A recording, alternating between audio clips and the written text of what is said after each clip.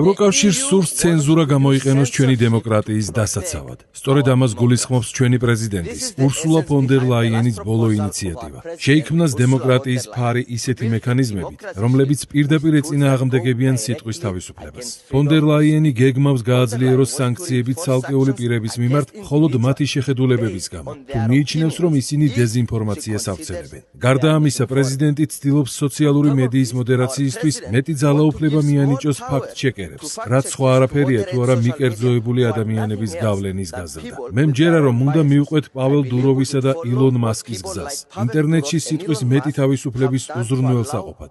ისეთი მექანიზმი, როგორიცაა საზოგადოებრივი შენიშვნები, მოქალაქეებს აძლევს შესაძლებლობას თავად გადაწყვიტონ, რა არის სწორი და რა მცდარი მიკერძოებული ფაქტ-ჩეკერების ნაცვლად. ამიტომ გთხოვთ ფონ დერ ლაიენ, მიეცით ევროპელებს უფლება თავისუფლად გამოხატონ საკუთარი აზრი. მაშინაც კი თუ ეს აზრი თქვენ არ მოგწონთ. დიდი მადლობა, ყველანი მიყვარხართ.